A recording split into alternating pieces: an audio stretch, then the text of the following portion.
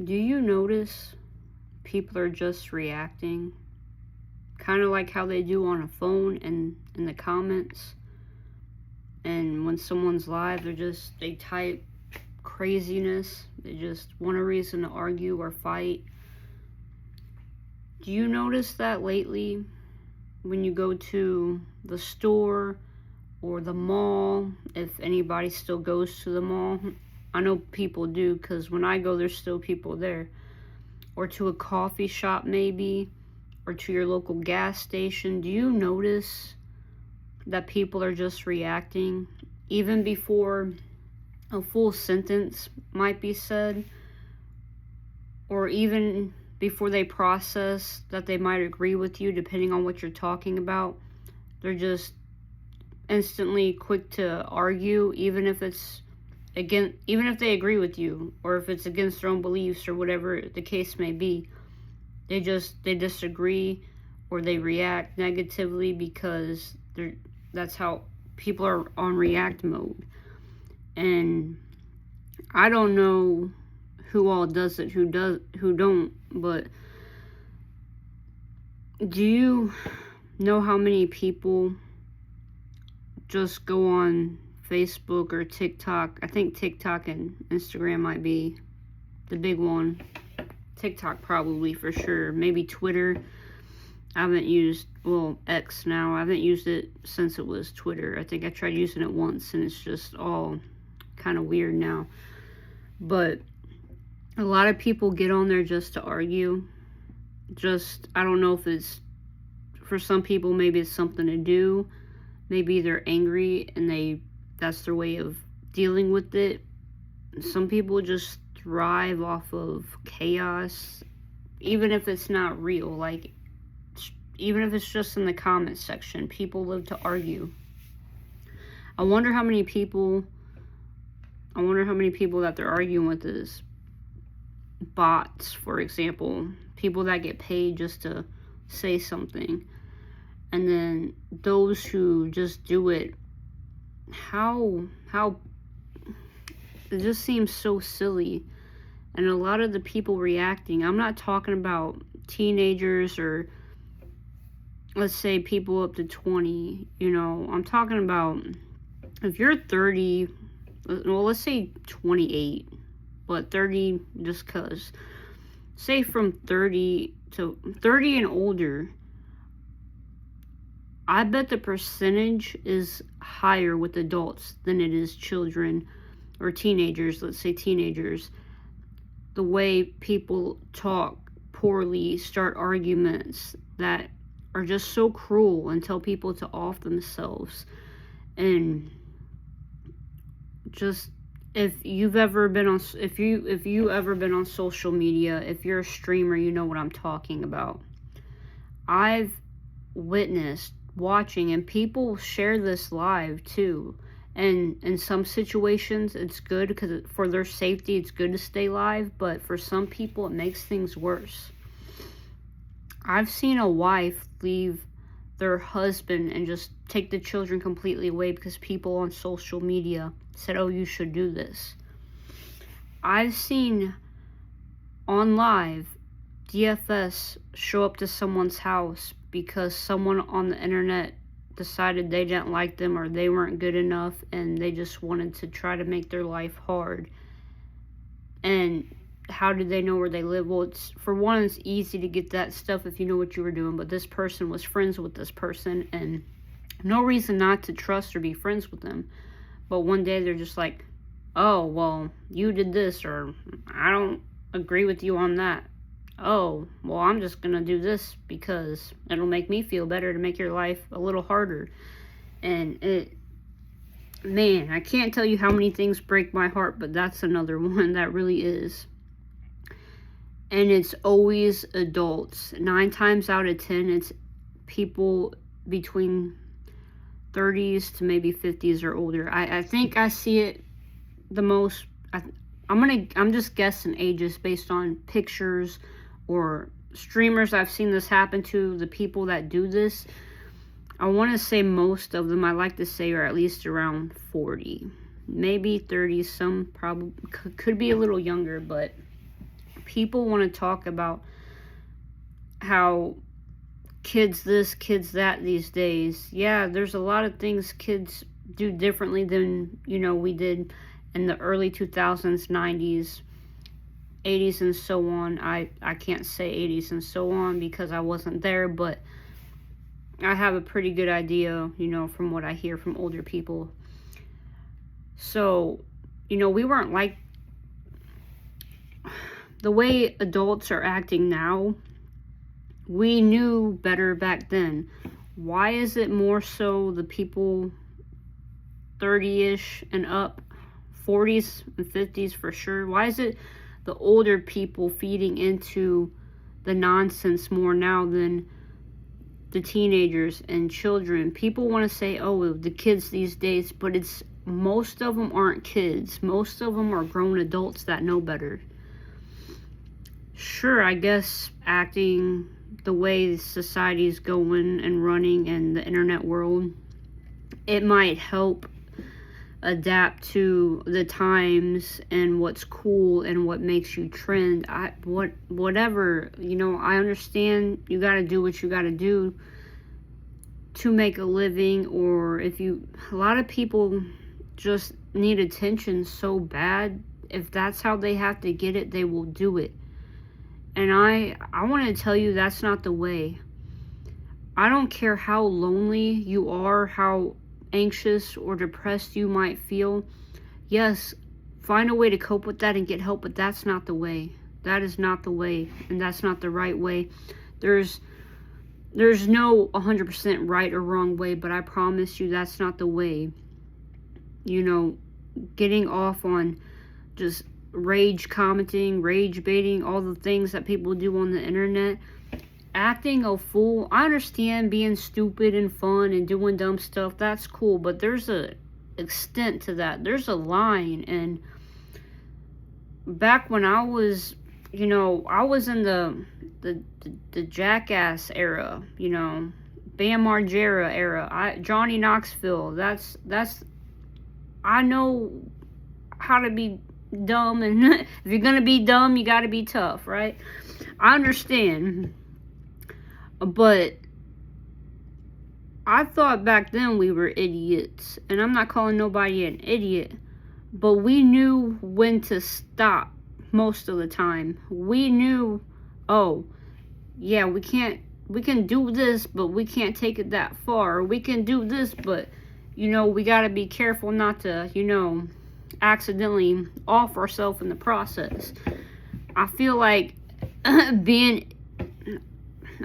feel like in a sense, and I'm not saying nobody is, I'm just in a sense, and just seeing the things that happen these days and how people act, in a sense, it seems like when you couldn't get any dumber, people just keep getting, and I'm not talking about knowledge or reading, I'm not dissing on anybody like that, but there's got to be a level of common sense in place, you would think. I thought common sense was just something we knew to a degree, but common sense isn't so common no more.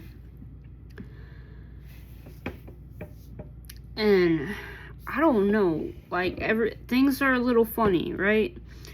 And a lot of it is because we live in the phone and people are so consumed. The problem isn't the phone or social media in general, it's because you're in it all day, and then the moment you're not in it and you go into the real world, whether it's just to the store or doctor's office, you take that with you and you react and you talk like you're in the phone, or you're on social media, and how you would talk or treat somebody in a sense on there is how people are acting now, and it's kind of weird. I'm not gonna lie, it's kind of weird.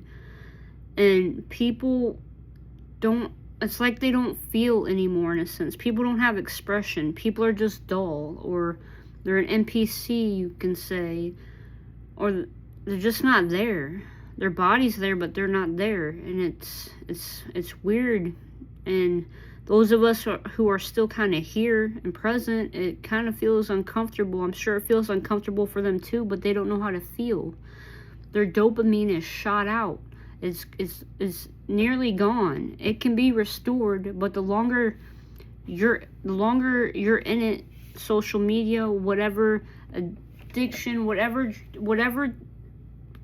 thrives on wiping your dopamine like to its fullest and drawing it out and taking it away from you constantly, the more that you're letting that happen, the more gone you're gonna be. And I'm not saying it's your fault. I'm not saying it's really anybody's fault, but there is a level of responsibility. And the phone, the social media, the way we use it, the way we have gone with it, you have to be very careful. You have to set boundaries. And it's okay if you have to set timers on your phone like a little kid. I don't know, I'm sure Androids do it. I don't know how Androids work. I have a cheap one, but I only use it for call and text.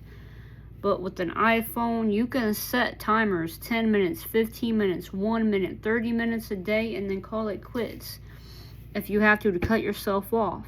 And even though, yeah, you can go back in and turn it off or add 15 minutes, it might seem so simple at first, but your brain starts to rewire, rethink, retrain. Even though you can add time or take the timer off, over time you realize you don't. It gets easier and easier. You set those limits. And then if it seems silly, but this works too, if you're willing to work with it, if you're willing to try and attempt and not just do it for one day and say, oh, I'm done. If you take your social media apps off your main screen, off your home screen, and just put it in the, let it, if it's an Android, you have to go to the folder and everything, scroll up, I don't know. iPhone, it's still on the side, but it takes a little effort to get to it and click on it. Take stuff off your home screen, make a little effort to work to go to it. That even helps. It doesn't seem like it at first, and you have to be willing to put in the little bit of effort. But over time, I promise you, it'll work. It'll happen. You might not be happy about it, but it will do. When you go to, I think everybody, and I've said this before, when you go to bed at night, don't have your phone in your room. And if you do, put it in the dresser, silent mode, turn it off. If you do have it in your room and it's just on top of the dresser, make sure you can't see it when it lights up or you hear it buzz, because you're gonna go to it, or you're gonna be twitching to go to it, or you're gonna sit there awake being like, I wonder what that text was or that buzz or whatever. It's not necessarily your fault. It's doing what the phone, the apps, it's doing what it was programmed to do. If you know, you know. But I'm going to leave my hypothetical stuff to myself, even though it's not so hypothetical. If you know, you know. I challenge you to do those small steps right there. Not because you have to or because you need to. I'm not accusing anybody that, I encourage you to challenge yourself to do it. Set a timer on your phone for apps. Even if you do it twice a day. Say you're just like, oh, I have to check everything in the evening. Okay. The 15 to 30 minute timer in the morning and the same in the evening, and that is it. I challenge you. And that doesn't include emails or work emails. I'm not talking about that. I'm talking about like Instagram, X, Facebook, all those things, Snapchat. I challenge you. You're going to find out the problem is deeper, bigger than you think it is. And you'll notice your hand twitch, or you might be doing this like you need a fix just for a phone or an app. I challenge you to call yourself out privately to yourself, not to anybody else. I challenge you to challenge yourself and really look into yourself. Like, the problem is there. I'm going to say 95% of us, it's real. It's there. You can excuse it all you want, but it's real. And when it comes to at night, people will say, people can say all day long, oh, I cannot have my phone off because what if there's an emergency, friend, family? That emergency, that's going to happen with or without a phone, I promise you. When you wake up the next morning, what you're meant to know, you'll know tomorrow. You'll know the next day. Do not fear. Do not fear for it. You know, it is out of your hands. It's out of your control. And if you believe in God, do not fear because He is with you. But if you don't believe in God, do not fear because either way, it's out of your control. What's going to happen is going to happen and you'll know the next day. And if you have to, if you really have to, get an emergency phone. Like a cheap, it doesn't have to be a flip phone. It can be, or a cheap, just like $100 smartphone. Have one phone, you know, for your socials, and then have one phone that's specifically for emergencies, call and text.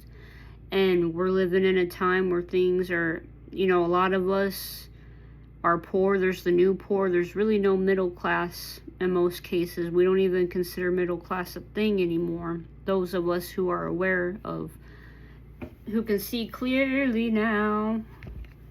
The rain is gone. Well, the rain is raining, but we're not all gone. Anyways, there's not really the middle class is becoming the new poor. It might not hit it. Everybody might not be affected yet. It might not have hit everybody at this moment, but some, you know, middle class is becoming the new poor, and they are turning to the old poor on the things. Hey, how do I do this? How do I manage this? How have you been doing it all this time? So I'm not saying like, oh, everybody can just afford another phone. That's why I said get the cheapest phone you can. Flip phone or $100, $75. I think you can get a cheap smartphone for $65 that is perfectly good for calls and text. And it doesn't matter if you use the cheap phone or your good phone for social media or vice versa, call and text. You pick which one you want for whatever. If it's that deep and you have to have it, get a phone that's just for emergencies and tell the people you love, hey, this is my emergency number. If you need me at this time, here we go. Don't put no apps on that phone, nothing extra. And if they have to label it, say it's your kid, and they got your number already in their phone that says mom, we'll say emergency, or mom's emergency number, whatever it.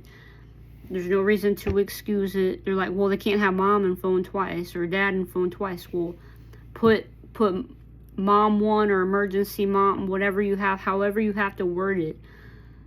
Trust me, it is possible. But we gotta start being in the present more. That, I think, is important. That, I promise you, will help a lot of this dull feeling, this NPC feeling around us. If I don't know how many of you actually are present enough to see it or know it or feel it, but it's not healthy. There's got to be limitations. And I'm not saying it's all bad. Someone like me actually when I use social media and my phone for what it's intended for, or the tools I use to better, what I'm going through life situation, it's been very good for me in many aspects, because I'm somebody, even before all these social apps and a smartphone, I didn't really have connections or friends. People weren't really for me, but I had to figure out how to be for myself, and apps have helped me grow connections and resources, and help me get through that darkness, but you have to know when to use it, when not to use it. You have to work on your balance. Find that balance. Balance is key in all that we do. And yeah, it's a struggle. Sometimes we don't know what that balance is, but that's why you keep working on it. And when your mood's better, you're feeling better, you feel more alive, more energy, you realize you got your house clean because you're not doom scrolling all day. You will know when it happens, your healthy balance. With that, I'll leave you. Have a nice day.